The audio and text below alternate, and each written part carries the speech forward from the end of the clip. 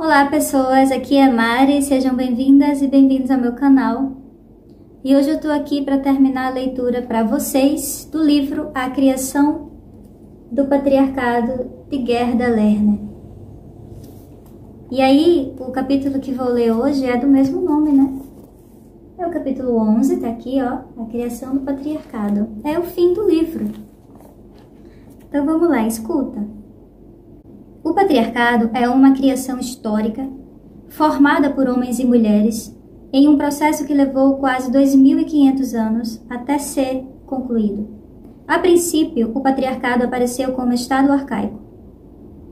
A unidade básica de sua organização foi a família patriarcal, que expressava e criava de modo incessante suas regras e valores. Vimos como definições de gênero afetaram integralmente a formação do Estado.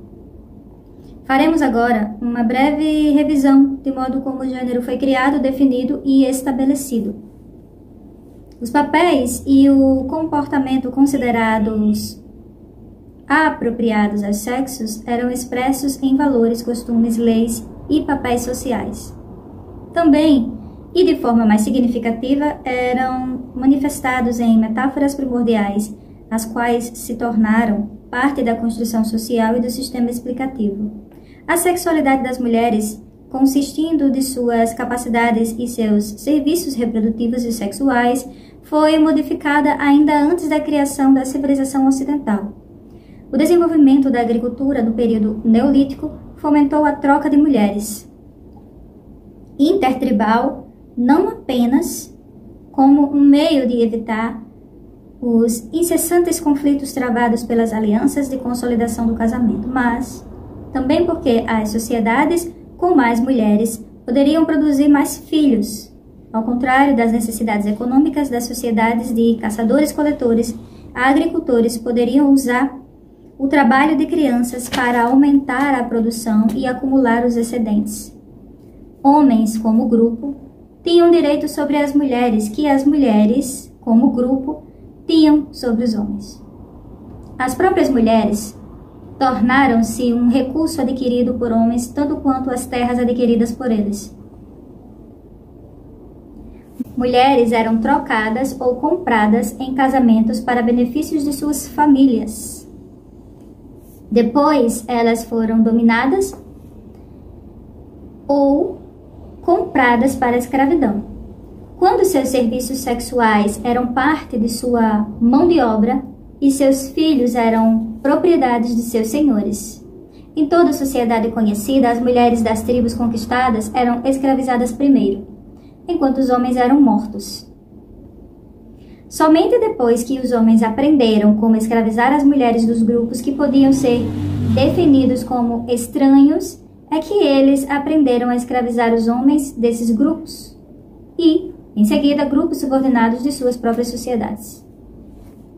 Dessa forma, a escravidão de mulheres, combinando tanto o racismo quanto o machismo, precedeu a formação de classes e a opressão de classes. As diferenças de classes foram, em seu início, expressas e constituídas em termos de relações patriarcais. A classe não é um construto separado do gênero. Em vez disso, a classe é expressa em termos relacionados ao gênero. Já no segundo milênio a.C., em sociedades mesopotâmicas, as filhas de famílias pobres eram vendidas para casamento ou prostituição, a fim de fornecer auxílio econômico para suas famílias. As filhas de homens pobres podiam definir um preço de noiva, pago pela família do noivo. A família da noiva, o que não raro, permitia à família da noiva garantir casamentos mais vantajosos financeiramente para seus filhos, melhorando assim a posição econômica da família. Se um marido ou um pai não conseguisse pagar sua dívida, sua esposa e filhos poderiam ser usados como garantia, tornando-se escravos por dívida ao credor. Essas condições estavam estabelecidas com tanta firmeza no ano de 1750 a.C., que a lei de Hammurabi insistiu uma melhora significativa do destino das garantias, limitando seus serviços a 3 anos, sendo que antes eram serviços vitalícios. O produto desse comércio de mulheres preço de noiva, preço de venda e filhos era controlado pelos homens. Pode, portanto, representar os primeiros casos de acúmulo de propriedade privada. A escravização de mulheres de tribos conquistadas tornou-se não apenas um símbolo de status para os nobres e guerreiros, mas de fato permitiu que conquistadores adquirissem riqueza tangível por meio de venda ou negociação de produtos de trabalho escravo e os frutos de sua reprodução, filhos de escravos. Claude Lévi-Strauss, a quem devemos o conceito de troca de mulheres, fala sobre a reificação das mulheres, a qual ocorreu como sua consequência. Porém, não são as mulheres que são reificadas e comercializadas, mas sua sexualidade e sua capacidade reprodutiva. A distinção é importante. As mulheres nunca se tornaram coisas, nem eram, assim, percebidas. As mulheres, não importando quanto tinham sido exploradas e sofrido abusos, conservaram seu poder de ação e escolha na mesma proporção, com frequência limitada, que os homens de seu grupo. Mas as mulheres sempre, e até os dias de hoje, viveram um estado relativamente maior de falta de liberdade do que os homens. Uma vez que sua sexualidade, um aspecto de seu corpo, era controlada por outros, as mulheres não apenas estavam em desvantagem, como também restritas de maneira muito particular, em termos psicológicos. Para as mulheres, da mesma forma que para os homens do grupo, de grupos oprimidos e subordinados, a história constituiu de sua luta por emancipação e liberdade devido à necessidade. Porém, as mulheres lutaram contra formas de opressão e dominação diferentes das dos homens, e a luta delas, até hoje, encontra-se mais atrasada em relação às dos homens. O primeiro papel social da mulher, definido pelo gênero, foi ser trocada em transações de casamento. O papel de gênero obverso do homem foi ser aquele que executava a troca ou que definia os termos das trocas. Outro papel definido pelo gênero das mulheres foi o de esposa substituta, o qual se tornou estabelecido e institucionalizado para mulheres de grupos de elite. Esse papel oferecia às mulheres consideráveis poder e privilégios, porém, estes dependiam de sua associação a homens da elite e baseavam-se minimamente no desempenho satisfatório ao oferecer a esses homens serviços sexuais e reprodutivos. Se uma mulher não conseguisse atender essas demandas, era logo substituída e, consequentemente, perdia todos os seus privilégios e status. O papel definido pelo gênero para guerreiros levou os homens a adquirir poder sobre homens e mulheres de tribos conquistadas. Essa conquista, induzida pela guerra, ocorria sobre pessoas já diferenciadas dos vencedores pela raça, etnia ou simples diferença tribal. Em sua origem derradeira, diferença, entre aspas, como uma marca de distinção entre conquistados e conquistadores. Era baseada na primeira diferença clara observável entre gêneros. Os homens haviam aprendido como afirmar e exercer poder sobre as pessoas, um tanto diferente deles, na primitiva troca de mulheres. Dessa maneira, os homens adquiriram o conhecimento necessário para elevar diferença, de qualquer tipo, a um critério para a dominação. A diferença já era um critério para querer dominar o outro. Voltando para a guerra.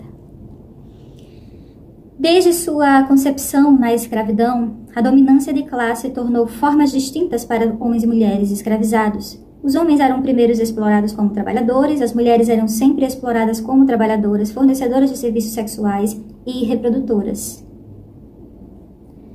O registro histórico de todas as sociedades escravocratas oferece evidências dessa generalização. A exploração sexual de mulheres na classe baixa por homens de classe alta pode ser demonstrada na antiguidade. Sob o feudalismo, em lugares burgueses do século XIX e XX na Europa, nas complexas relações de sexo-raça entre mulheres dos países colonizados e seus colonizadores homens, é onipresente e disseminada.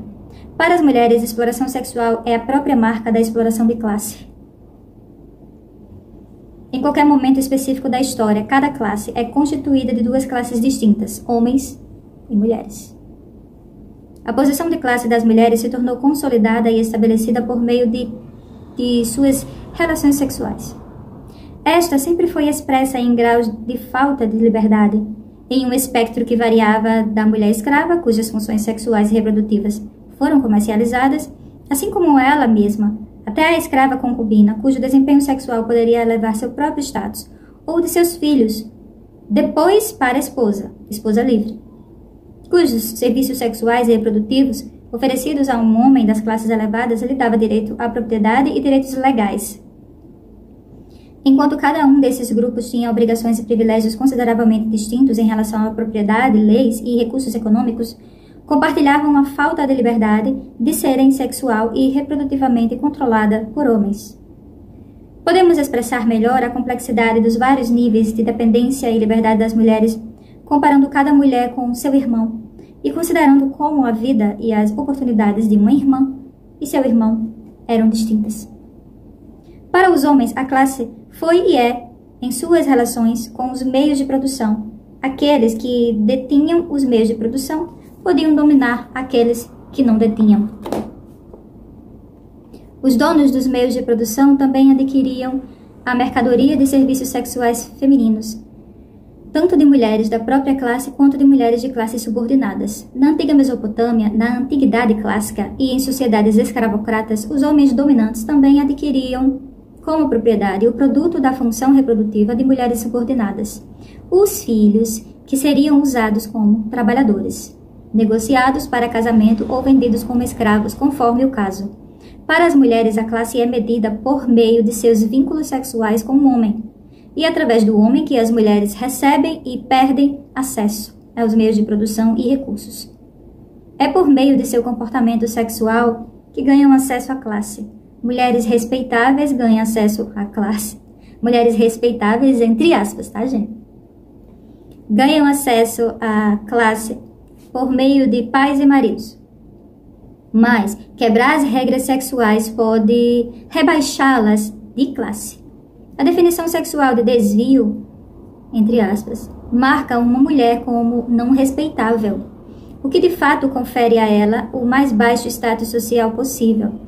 As mulheres que se abstêm de serviços heterossexuais, tais como mulheres solteiras, freiras, lésbicas, estão conectadas ao homem dominante de sua família de origem e, através dele, recebem acesso a recursos, ou, de outra forma, são rebaixadas. Em alguns períodos históricos, conventos e outros enclaves para mulheres solteiras criaram espaços fechados nos quais essas mulheres podiam desempenhar suas funções e manter a respeitabilidade. Mas a grande maioria das mulheres solteiras é, por definição, marginalizada e dependente da proteção de parentes homens. Isso se provou verdadeiramente ao longo da história até meados do século XX no mundo ocidental. E hoje ainda é verdade na maneira dos países subdesenvolvidos. O grupo de mulheres independentes e autossuficientes que existe em toda a sociedade é pequeno e, em geral, bastante vulnerável ao desastre econômico.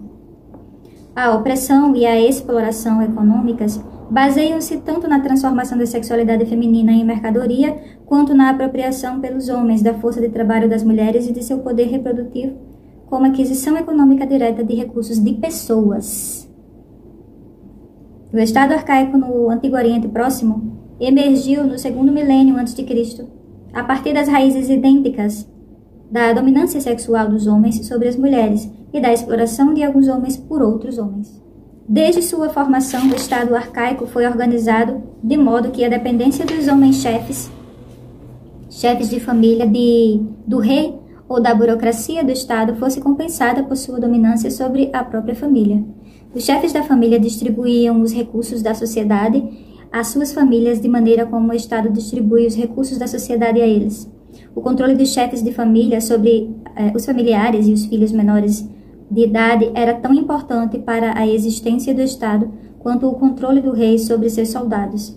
Tal fato se reflete nas várias compilações de leis mesopotâmicas, em especial a grande quantidade de leis relacionadas à regulamentação da sexualidade feminina. A partir do segundo milênio a.C., o controle contínuo sobre o comportamento sexual dos cidadãos é o principal meio de controle social em todas as sociedades de Estado.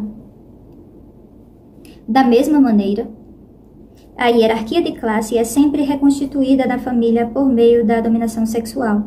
Não importa o sistema político ou econômico. O tipo de personalidade que pode funcionar em um sistema hierárquico é criado e nutrido dentro da família patriarcal. A família patriarcal é impressionantemente resiliente e varia de épocas em locais distintos. O patriarcado oriental abrangia a poligamia e a prisão de mulheres nos haréns. O patriarcado na Antiguidade Clássica e em seu desenvolvimento europeu baseava-se na monogamia, porém, em todas as suas formas, um duplo padrão sexual, que colocava a mulher em desvantagem. Era parte do sistema. Nos estados industriais modernos, tais como nos Estados Unidos, as relações de propriedade dentro da família desenvolveu-se ao longo das linhas mais igualitárias do que aquelas em que o pai detém poder absoluto. Ainda assim, as relações de poder econômico e sexual dentro da família não se alteram necessariamente. Em alguns casos, as relações entre os sexos são mais igualitárias, enquanto as relações econômicas permanecem patriarcais, e em outros casos inverte-se o padrão. Entretanto, em todos os casos, tais mudanças dentro da família não alteram a dominação masculina básica, no domínio público, nas instituições e no governo. A família não apenas espelha a ordem do Estado e educa os filhos para que a sigam, mas também cria e sempre reforça essa ordem. A família não apenas espelha a ordem do Estado, educa os filhos para que a sigam. Deve-se notar que, quando falamos de melhorias relativas no status das mulheres em dada sociedade, isso costuma significar que vemos melhorias no grau em que sua situação lhe confere a oportunidade de exercer certa vantagem dentro do sistema do patriarcado. Onde a mulher tem relativamente mais poder econômico, ela é capaz de ter, de certa maneira, mais controle sobre sua vida do que em sociedades onde ela não tem nenhum poder econômico. Do mesmo modo, a existência de grupos, associações ou redes econômicas de mulheres serve para aumentar a capacidade das mulheres de neutralizar as imposições de seu sistema patriarcal particular. Alguns antropólogos e historiadores chamaram essa relativa melhoria de liberdade das mulheres, liberdade entre aspas. Tal designação é ilusória e não comprovada. Reformas e mudanças legais, embora melhores as condições das mulheres e sejam parte essencial do processo de emancipação das mulheres, não mudará essencialmente o patriarcado. Tais reformas precisam estar integradas a uma extensa revolução cultural para transformar o patriarcado e, assim, aboli-lo. O sistema do patriarcado só pode funcionar com a cooperação de mulheres. Assegura-se essa cooperação por diversos meios: doutrinação de gênero, carência educacional, negação às mulheres do conhecimento da própria história, divisão de mulheres pela definição de respeitabilidade e desvio de acordo com suas atividades sexuais, por restrições e coerção total, por meio de discriminação no acesso e recursos econômicos e poder político e pela concessão de privilégios de classe a mulheres que obedecem. Por quase 4.000 anos, as mulheres moldaram sua vida e agiram sob guarda-chuva do patriarcado, em particular, uma forma do patriarcado mais bem descrito como dominação paternalista.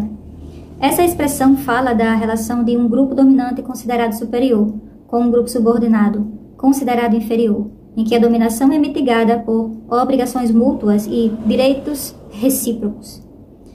O dominado troca a submissão por proteção. Nossa! Que coisa profunda. Vou ler de novo, hein? Isso aqui, ó, para quem tem curiosidade, tá na página 267. O dominado troca submissão por proteção.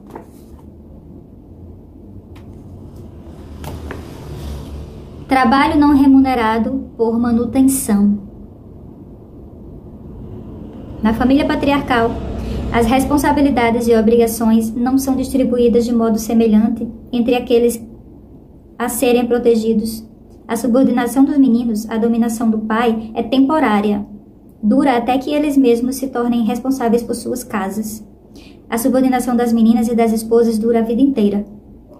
As filhas podem escapar de tal dominação apenas caso se posicionem como esposas sob a dominação e proteção de outro homem.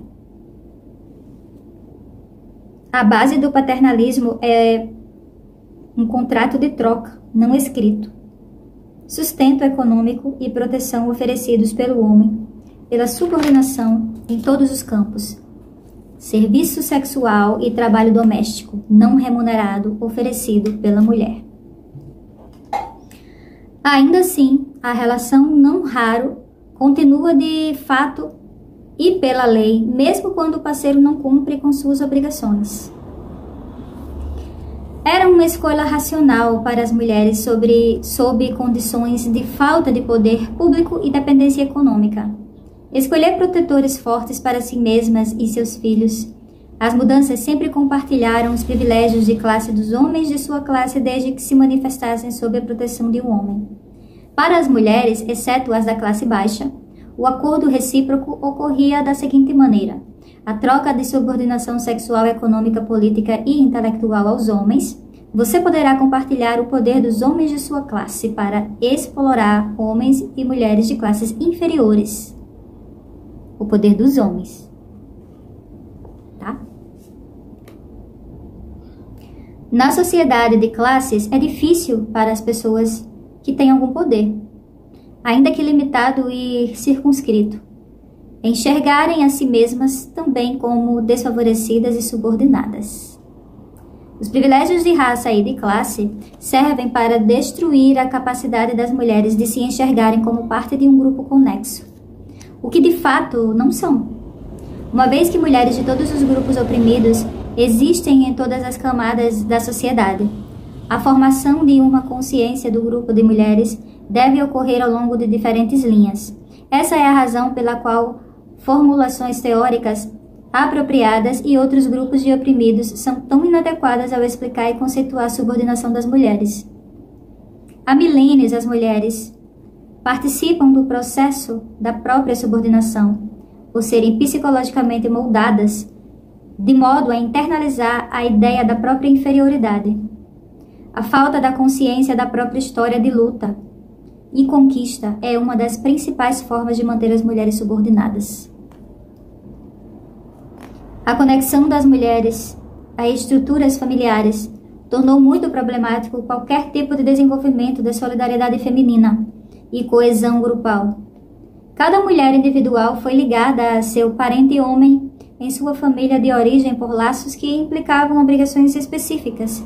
Seu doutrinamento desde a tenra infância em diante enfatizava sua obrigação não apenas de contribuir em termos econômicos com a família e a estrutura familiar, mas também de aceitar um parceiro de casamento alinhado com os seus familiares. Outro modo de dizer isso é afirmar que o controle sexual das mulheres estava ligado à proteção paternalista e que, nos vários estágios de sua vida, ela trocou protetores masculinos, mas nunca superou o estado infantil de se manter subordinada e sob proteção.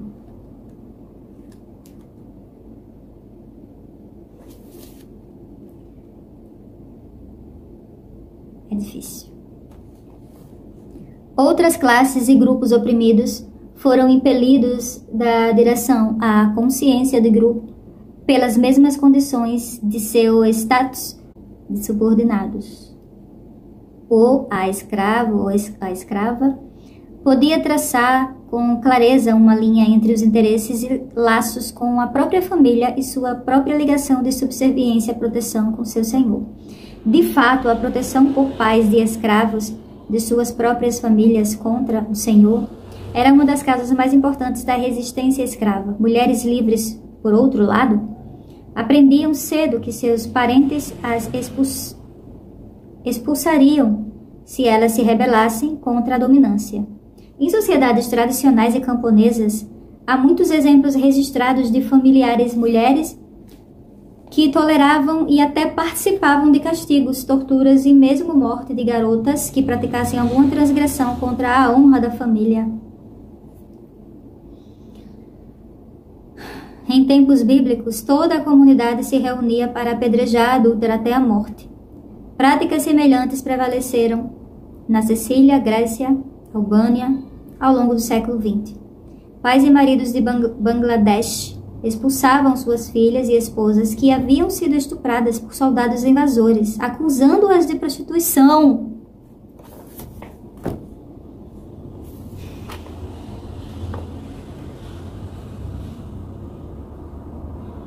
Culpar a vítima é sempre mais fácil, né? Assim, as mulheres, não raro, eram forçadas a fugir de um protetor, e é porque é protetor, né? De um homem protetor, para outro. E sua liberdade era quase sempre definida apenas por sua capacidade de transitar entre esses protetores. O mais significativo de todos os impedimentos quanto ao desenvolvimento da consciência de grupo das mulheres era a ausência de uma tradição que reafirmasse a independência e autonomia das mulheres em qualquer período do passado. Nunca houvera nenhuma mulher do grupo de mulheres vivendo sem proteção masculina, pelo que a maioria das mulheres sabiam. Nunca houvera nenhum grupo de pessoas como elas que tivesse feito qualquer coisa significativa sozinho. As mulheres não tinham história, assim disseram a elas, e elas acreditaram. Desse modo, foi a hegemonia dos homens sobre o sistema de símbolos que, de forma mais decisiva, prejudicou as mulheres. A hegemonia dos homens sobre o sistema de símbolos tornou duas formas: privação educacional das mulheres e o monopólio masculino sobre sua definição. O último aconteceu inadvertidamente, mas como consequência da dominância de classe e de acesso de elites militares ao poder. Ao longo dos períodos históricos, sempre houve grandes brechas para as mulheres da elite, cujo acesso à educação era um dos principais aspectos de seu privilégio de classe. Mas a dominância masculina sobre a definição foi deliberada e abrangente, e por quase 4.000 anos, a existência de mulheres muito educadas e criativas mal deixou sua marca. Vimos como homens se apropriaram e depois transformaram os principais símbolos de poder feminino, o poder da deusa mãe e as deusas da fertilidade. Como os homens construíram teologias baseadas na metáfora contrafactual da procriação e redefiniu a existência feminina de maneira restrita e sexualmente dependente. Por fim, vimos como as mesmas metáforas de gênero expressaram o homem como norma e a mulher como desvio, o homem como completo e poderoso e a mulher como inacabada e mutilada e sem autonomia. Com base em tais construtos simbólicos integrados à filosofia grega, teologias judaico-cristãs e à tradição legal sobre a qual a civilização ocidental é construída, os homens explicaram o mundo em seus próprios termos e definiam as questões importantes de modo a se colocarem no centro do discurso. Ao fazer com que o termo homem incluísse mulher, atribuindo-lhe a representação de toda a humanidade, os homens criaram um erro conceitual de grandes proporções em todo o seu pensamento, tomando a metade pelo todo, não apenas deixando escapar a essência do que quer que estivesse descrevendo, mas distorceram-na de tal maneira que não conseguiram vê-la no modo correto. Enquanto os homens acreditavam que a Terra era plana, não eram capazes de compreender sua realidade, sua função e sua relação real com outras partes do universo. Enquanto os homens acreditarem que suas experiências, seu ponto de vista e suas ideias representam toda a experiência humana e todo o pensamento humano, serão não só incapazes de definir o que é abstrato de modo correto, como também incapazes de descrever a realidade de maneira adequada. A falácia androcêntrica, que é incorporada em todos os construtos mentais da civilização ocidental, não pode ser retificada apenas com a adição de mulheres. O que é necessário para a retificação é uma reestruturação radical de pensamento e análise que aceite de uma vez por todas o fato de que a humanidade consiste de partes iguais de homens e mulheres e que as experiências, os pensamentos, insights de ambos os sexos devem ser representados em toda a generalização feita sobre seres humanos. Hoje, o desenvolvimento histórico criou pela primeira vez as condições necessárias através dos quais os grandes grupos de mulheres, enfim, todas as mulheres, podem se emancipar da subordinação. Uma vez que o pensamento das mulheres foi aprisionado e a uma estrutura patriarcal limitante e errônea. A transformação da consciência das mulheres sobre nós mesmas e nosso pensamento são uma pré-condição para a mudança. Começamos esse livro com uma discussão sobre a importância da história para a consciência e o bem-estar psíquico do ser humano. A história dá significado à vida humana e conecta cada vida com a imortalidade. Porém, a história tem ainda outra função. Ao preservar o passado coletivo e reinterpretá-lo no presente, os seres humanos definem seu potencial e exploram os limites de suas possibilidades. Aprendemos com o passado não apenas o que as pessoas antes de nós fizeram, pensaram e planejaram, mas também como falharam e erraram. Desde os dias das listas de reis da Babilônia, os registros do passado foram escritos e interpretados por homens e concentraram-se, sobretudo, em realizações, ações e intenções dos homens. Com o advento da escrita, o conhecimento humano avançou a passos largos e a uma velocidade bem maior do que já ocorrera. Embora, como vimos, as mulheres tenham participado da manutenção da tradição oral e das funções religiosas e de culto de período anterior à escrita, e por quase um milênio depois, a desvantagem educacional e o destronamento simbólico causaram um profundo impacto em seu futuro desenvolvimento.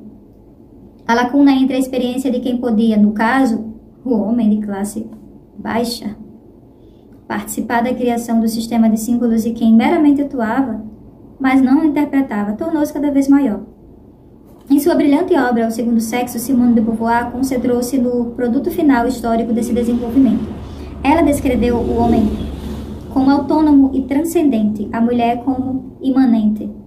Porém, sua análise ignorou a história, explicando por que as mulheres faltam meios concretos para se organizarem em unidade, em defesa dos próprios interesses, afirmou de modo categórico. Elas, mulheres, não têm o próprio passado, a própria história, a própria religião. Beauvoir está correta em sua observação de que mulher não transcendeu. Se transcendência significar a definição e a interpretação do conhecimento humano.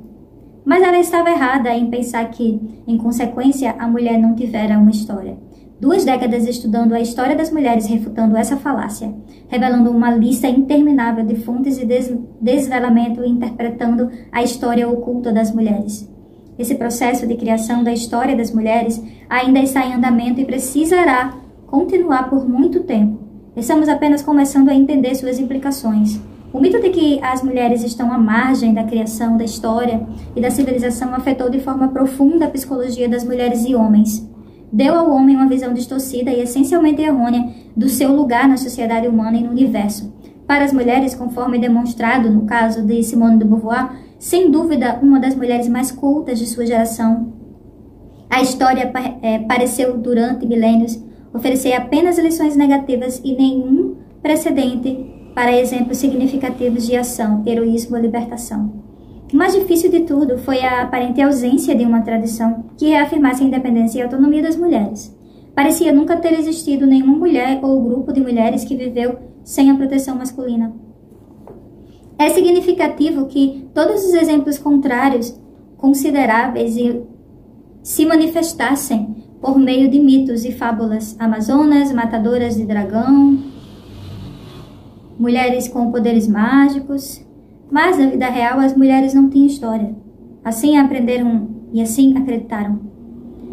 E por não terem história, não tinha alternativa de futuro. De certo modo, a luta de classes pode ser descrita como uma luta pelo controle dos sistemas de símbolos de determinada sociedade. O grupo oprimido, enquanto compartilha e participa de símbolos principais controlados pelos dominantes, também desenvolvem os próprios símbolos. Estes, em épocas de mudanças revolucionárias, tornam-se forças importantes na criação de alternativas. Outro modo de dizer isso é que ideias revolucionárias podem ser geradas apenas quando os oprimidos possuem uma alternativa ao sistema de símbolos e significados daqueles que os dominam.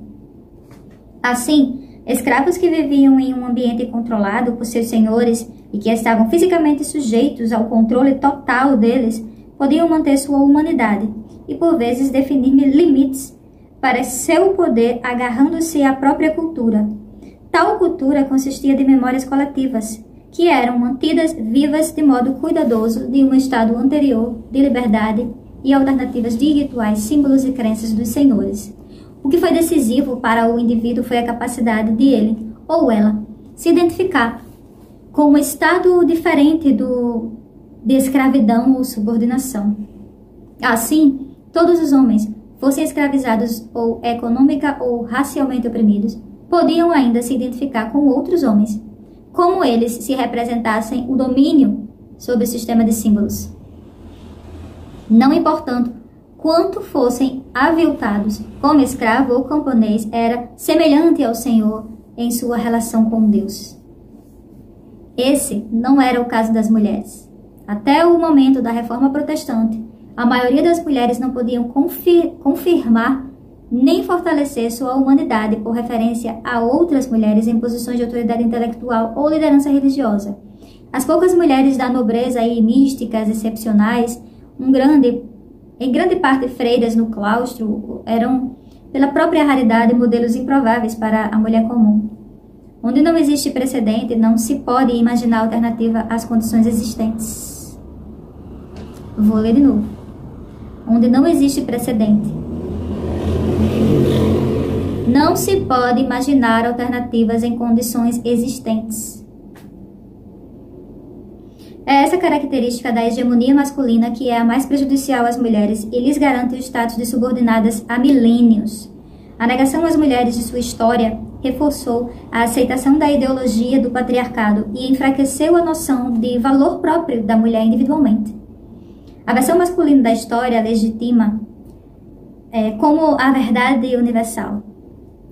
Apresentou as mulheres como marginais à civilização e como vítimas do processo histórico. Ser assim apresentada é acreditar é quase pior do que ser esquecida por completo. Como sabemos agora, essa imagem é falsa em ambas as afirmações, mas o progresso das mulheres ao longo da história é marcado pela luta contra essa distorção incapacitante. Além disso, há mais de 2.500 anos as mulheres são prejudicadas em termos educacionais e privadas das condições necessárias para o desenvolvimento do pensamento abstrato. É evidente que o pensamento não se baseia no sexo. A capacidade do pensamento é inerente à humanidade. Pode ser fomentada ou limitada, mas não pode ser contida. Isso, por certo, é verdadeiro para pensamento gerado e relacionado à vida cotidiana. O nível do pensamento com o qual a maioria dos homens e das mulheres lida a vida inteira. Mas a geração de pensamento abstrato e de novos modelos conceituais, formação de teoria, é outra questão. Essa atividade depende da educação do pensador individual, nas melhores tradições existentes e na aceitação do pensador por um grupo de pessoas educadas que, por crítica e interação, oferecem estímulo cultural. Depende de se ter tempo reservado, enfim, depende de o pensador individual ser capaz de absorver tal pensamento e então dar um salto criativo a uma nova ordem. Historicamente, as mulheres foram incapazes de se valer de todas as pré-condições necessárias. A discriminação educacional trouxe desvantagens no acesso ao conhecimento, o estímulo cultural institucionalizado nos pontos mais altos dos estabelecimentos religiosos e acadêmicos não estavam disponíveis para elas. De maneira universal, mulheres de todas as classes tinham menos tempo livre do que os homens, e em razão da criação dos filhos e da servidão familiar, o tempo livre que tinham, em geral, não lhes pertencia. O tempo de homens pensadores, seu tempo de se dedicar ao trabalho e aos estudos, desde o início da filosofia grega, é respeitado como algo privativo, assim como os escravos de Aristóteles. As mulheres, que com seus corpos servem às necessidades da vida, sofreram por mais de 2.500 anos as desvantagens de um tempo fragmentado e sempre interrompido. Por fim, o tipo de desenvolvimento de caráter que torna uma mente capaz de ver novas conexões e de moldar uma nova ordem de abstrações é o exato oposto do que se exige das mulheres, treinadas para aceitar sua posição de subordinação e orientada ao serviço. ainda assim sempre houve uma pequena minoria de mulheres privilegiadas, em geral da elite dominante, que tinham certo acesso ao mesmo tipo de educação de seus irmãos. Das fileiras dessas mulheres surgiam as intelectuais, pensadoras, escritoras, artistas. Foram essas mulheres que, ao longo da história, tornaram-se capazes de nos dar uma perspectiva feminina, uma alternativa ao pensamento androcêntrico. Fizeram-no a um custo enorme e com muita dificuldade. Essas mulheres que foram aceitas no centro da atividade intelectual de sua época e, em particular, nos últimos 100 anos, mulheres com educação acadêmica precisaram primeiro aprender como pensar como homem. Entre aspas. No processo, muitas delas haviam internalizado tanto aquele aprendizado que perderam a capacidade de conceber alternativas. Pensar de forma abstrata é definir com precisão, criar modelos na mente e generalizar com base neles. Tal pensamento, assim nos ensinaram os homens, deve se basear na exclusão de sentimentos. As mulheres, assim como os pobres, os subordinados, os marginais, têm conhecimento preciso da ambiguidade, dos sentimentos misturados ao pensamento, dos julgamentos de valores colorido abstrações. As mulheres sempre vivenciaram a realidade de si e da comunidade. Sempre a conheceram e compartilharam-na umas com as outras. Ainda assim, vivendo em um mundo no qual são desvalorizadas, suas experiências carregam o estigma da insignificância. Em decorrência, aprenderam a desconfiar das próprias experiências e a desvalorizá-las. Que sabedoria pode haver na menstruação? Que fonte de conhecimento pode haver no seio repleto de leite? Que alimento para a abstração pode haver na rotina diária de alimentar e limpar? O pensamento patriarcal relega tais experiências definidas por gênero ao domínio do natural, natural entre aspas, do não transcendente. O conhecimento das mulheres torna-se mera intuição. A conversa entre mulheres torna-se fofoca. As mulheres lidam com o particular irredimível, vivenciam a realidade todos os dias, a cada hora, em sua função de servir, cuidando da comida, da sujeira, em seu tempo que pode ser interrompido sempre, em sua atenção dividida. Impressionante isso aqui, né? Seu tempo pode ser interrompido a qualquer hora. Caramba!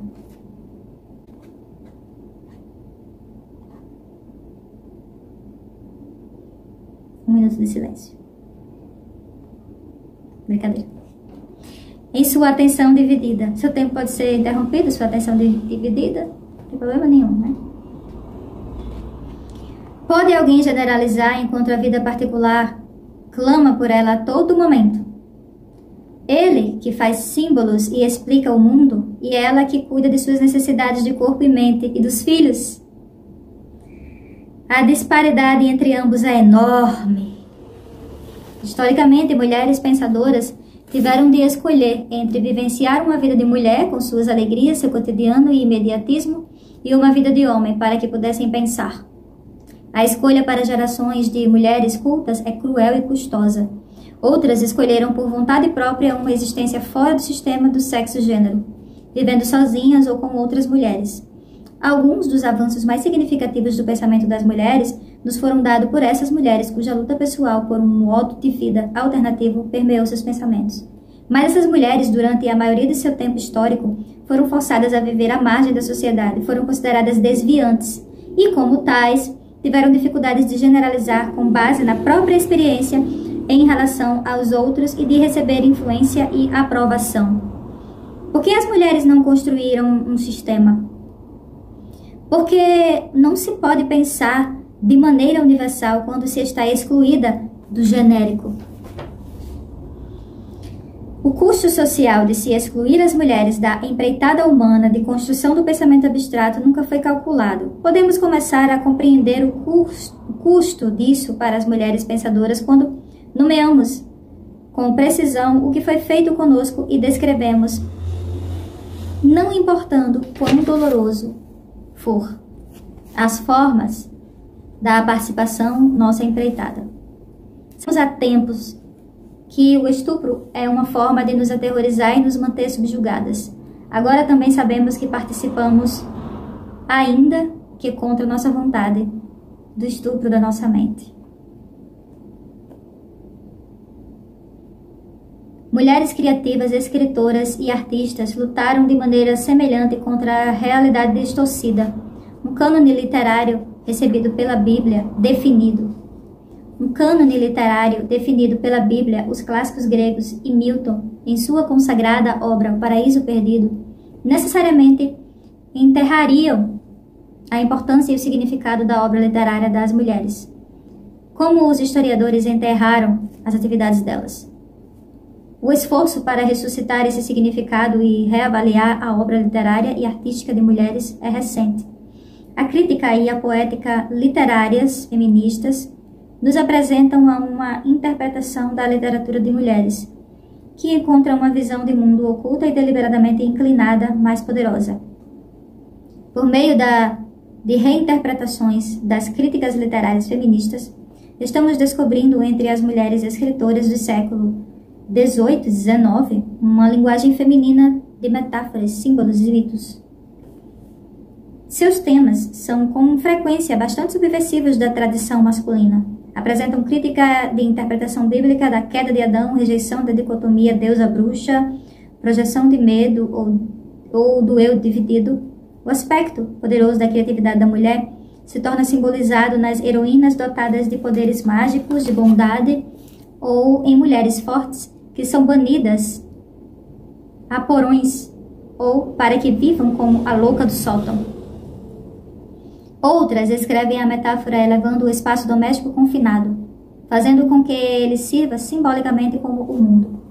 Durante séculos encontramos essas obras de mulheres letradas em busca patética, quase desesperada, pela história das mulheres. Bem antes da existência de estudos históricos, escritoras do século XIX leram com avidez a obra de mulheres romancistas do século XVIII. Repetidas vezes elas leram as vidas de rainhas, abadesas, poetisas, mulheres sábias. Os primeiros compiladores pesquisaram a Bíblia e todas as fontes históricas, às quais tiveram acesso para criar tomos importantes com heroínas femininas. Ainda assim, as vozes literárias das mulheres marginalizadas e banalizadas com sucesso pelo establishment masculino dominante sobreviveram. As vozes de mulheres anônimas estavam presentes como uma tendência na tradição oral, música folclórica e nas cantigas de roda, nos contos de bruxas poderosas e fadas boas, costurando, bordando e fazendo colchas de retalho e criatividade artística das mulheres expressou uma visão alternativa. Em cartas, diários, orações e canções, a força criadora de símbolos de criatividade das mulheres pulsou e persistiu. Mulheres e homens entraram no processo histórico sob diferente condição e passaram por ele em velocidades distintas. Se o ato de registrar, definir e interpretar o passado marca a entrada do homem na história, isso ocorreu para os homens no terceiro milênio a.C.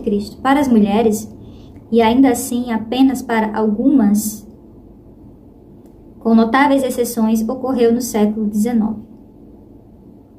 Até então, toda a história era pré-história para as mulheres. Uau! A falta de conhecimento das mulheres sobre a própria história de luta e conquistas é um dos principais meios de nos manter subordinadas. Mas mesmo aquelas que já se definem como pensadoras feministas e engajadas no processo de criticar o sistema tradicional de ideias, ainda são atrasadas pelas amarras do desconhecimento gravado profundamente em nossa psique. A mulher emergente encara um desafio à própria definição de si mesma. Como pode seu pensamento audacioso nomear o até agora inominado, fazer as perguntas definidas por todas as autoridades como existentes?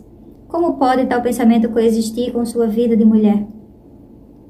Ao fugir dos construtos do pensamento patriarcal, ela encara, como Mary Dale assinalou, o vazio existencial. e, de modo mais imediato, teme a ameaça da perda da comunicação com a aprovação e o amor do homem ou dos homens da sua vida. O afastamento do amor e a designação de mulheres pensadoras como desviantes são meios historicamente usados para desencorajar o trabalho intelectual de mulheres. No passado e agora, muitas mulheres emergentes voltaram-se a outras mulheres como objeto de amor e reforço de si mesmas. As feministas heterossexuais também, ao longo do tempo, tiveram forças de amizade com mulheres, com celibato voluntário ou da separação entre sexo e amor. Nenhum homem pensador já foi ameaçado em sua própria definição e na vida amorosa como preço a ser pago pelo seu pensamento. Não devemos subestimar a importância desse aspecto de controle de gênero como força que impede as mulheres de participar plenamente do processo da criação do sistema do pensamento. Felizmente, para essa geração de mulheres cultas, a libertação significou a quebra dessa amarra emocional e o reforço consciente de nós mesmas, por meio do apoio de outras mulheres. Não é o fim das dificuldades. Alinhadas com nosso histórico condicionamento de gênero, as mulheres buscaram agradar e evitar a desaprovação.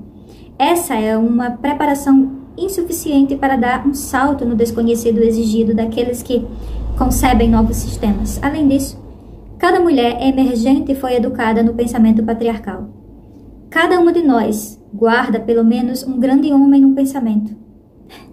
A falta de conhecimento do passado feminino nos privou de heroínas femininas. Fato que apenas há pouco tempo vem sendo corrigido através de desenvolvimento da história das mulheres. Então, por muito tempo as mulheres pensadoras renovaram os sistemas de ideias criados pelos homens, travando um diálogo com as grandes mentes masculinas em seus pensamentos. Elizabeth Cady Stanton assumiu a Bíblia. Padres da igreja fundadores da República Norte-Americana, Kate Millo, discutiu com Freud, Norman Mailer e o establishment literário liberal. Simone de Beauvoir com Sartre, Marx e Camus, todas as feministas marxistas dialogam com Marx, Engels e algumas também com Freud. Nesse diálogo, a mulher busca tão somente aceitar o que quer que ache útil para ela no grande sistema do homem. Mas nesses sistemas, a mulher, como conceito, entidade coletiva, indivíduo, é marginalizada ou incorporada. Ao aceitar esse diálogo, a mulher pensadora fica muito mais tempo do que seria útil dentro dos limites da formulação de perguntas definidas pelos grandes homens. E enquanto isso, a fonte, ela botou grandes homens entre aspas. Por isso que eu tirei uma onda aqui, tá? Grandes homens. E enquanto isso, a fonte de um novo entendimento está fechada para elas. O pensamento revolucionário é sempre baseado na melhoria da experiência do oprimido. O camponês precisou aprender a confiar na importância de uma experiência de vida antes de ousar desafiar os senhores feudais. O trabalhador industrial precisou tomar consciência de classe. O afrodescendente precisou tomar consciência de raça, antes que o pensamento libertador pudesse ser desenvolvido na teoria revolucionária. Os oprimidos agiram e aprenderam de modo simultâneo o processo de se tornar o mais novo grupo, ou pessoa libertário por si só. O mesmo vale para as mulheres. A mudança na consciência que devemos fazer ocorre em duas etapas. Devemos, ao menos por um tempo, permanecer centradas nas mulheres. Depois, devemos, tanto quanto possível, deixar o pensamento patriarcal para trás. Ótimos conselhos, Gerda. Ser centrada na mulher significa perguntar como seria definido esse argumento se as mulheres fossem seu ponto central. Significa ignorar todas as evidências de marginalização da mulher, porque mesmo onde as mulheres pareçam ser marginalizadas, trata-se do resultado da intervenção patriarcal. Não raro, também é mera aparência. O pressuposto básico deve ser que é inconcebível para qualquer coisa ocorrer no mundo sem que as mulheres estejam envolvidas, exceto se tiverem sido impelidas de participar por meio de coerção e repressão. Usar métodos e conceitos de sistema tradicional de pensamento significa utilizados do ponto de vista da centralidade à mulher. As mulheres não podem ser colocadas em espaços vazios de pensamento e sistemas patriarcais. Ao se deslocarem para o centro, elas transformam o sistema. Fugir do pensamento patriarcal significa ser cética quanto a cada sistema conhecido de pensamento, criticar todos os pressupostos, valores de ordem e definição. Lerei de novo. Fugir do pensamento patriarcal significa ser cética quanto a cada sistema conhecido do pensamento, criticar todos os pressupostos, valores de ordem e definições. Contestar a afirmação de alguém confiando em nossas afirmações na experiência feminina. Uma vez que tal experiência costuma ser banalizada ou ignorada, significa superar a resistência profundamente sedimentada dentro de nós mesmas e nos aceitarmos, e ao nosso conhecimento como válidas. Isso quer dizer nos livrarmos dos grandes homens em nosso pensamento e substituí-los por nós mesmas, nossas irmãs, nossas ancestrais anônimas.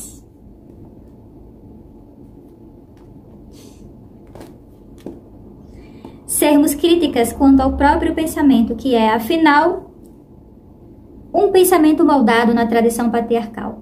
Por fim, significa desenvolver coragem intelectual, coragem de se levantar sozinha, a coragem de buscar o inalcançável, a coragem de correr o risco do fracasso. Talvez o maior desafio para as mulheres pensadoras seja o desafio de fugir do desejo da segurança e a aprovação para a qualidade mais não feminina de todas, a arrogância intelectual. A hubris suprema que atribui a si o direito de reordenar o mundo. A hubris dos criadores dos deuses. A hubris dos homens que constroem o sistema. O sistema do patriarcado é um construto histórico. Tem um começo, terá um final. Seu tempo parece estar quase acabando. Ele não atende mais às necessidades de homens e mulheres, e em sua ligação indissociável com o militarismo, hierarquia e racismo, ameaça a própria existência da vida do planeta. Uau! Lerei de novo. Aguenta, segura aí, segura aí. Muito bom. Nossa, perfeita. O sistema do patriarcado é um construto histórico. Tem um começo, terá um fim. Seu tempo parece estar quase acabando. Ele não atende mais às necessidades de homens e mulheres e em sua ligação indissociável com o militarismo, hierarquia e racismo. Ameaça a própria existência na vida e no planeta.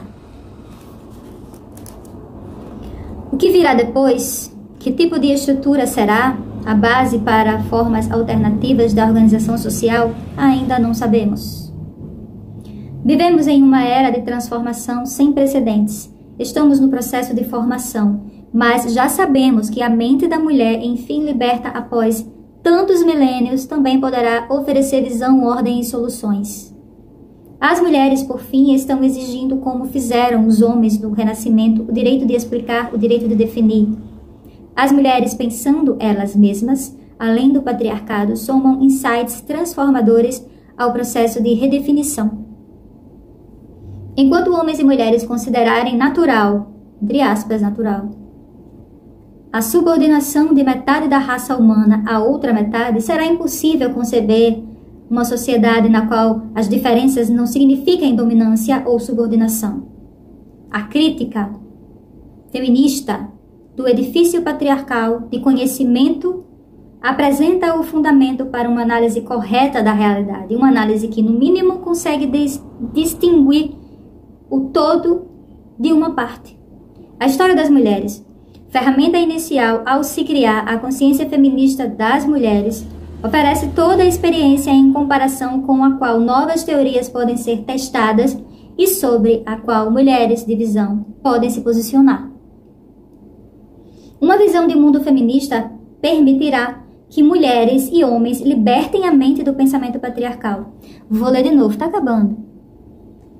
Uma visão de mundo feminista permitirá que mulheres e homens libertem a mente do pensamento patriarcal e também de sua prática, para enfim construírem um mundo livre de dominação e hierarquia.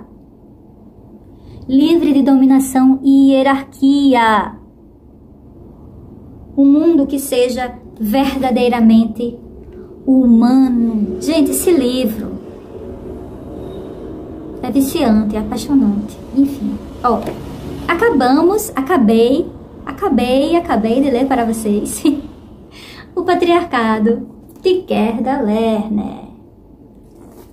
História da opressão das mulheres pelos homens. Aí, ainda resta algumas folhas aqui, ó. Eu vou explicar para vocês por que restam essas folhas, né?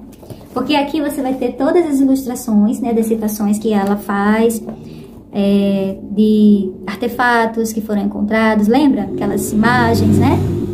Então, tá aqui todas as ilustrações, representações de deusas, imagens, todas estão aqui,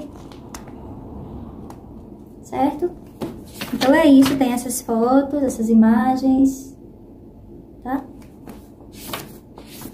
Várias, né? Aí depois dessas ilustrações todas, lembrando, aí vai ter o quê? Aí teremos o apêndice, definições. Algumas expressões que você não sabe o que significa, temos aqui no livro também. Esse livro é perfeito. Por exemplo, o que é patriarcado, machismo, feminismo, privação, subordinação das mulheres, tem tudo aqui. Cultura da mulher, por aí vai. Aí, no fim, por fim, temos as notas, que são várias, ó, recheado de notas e de referências. E no finzinho de tudo ainda tem esse aqui, ó, o índice remissivo. Aqui, assim. E aí, realmente finaliza o livro. Tá? Então, nós terminamos. Vocês terminaram de ouvir e eu terminei de ler para vocês A Criação do Patriarcado. Obrigada, de verdade, por estar aqui, por me ouvir, pela presença. E até a próxima. Até o próximo livro. Tchau. Um cheiro.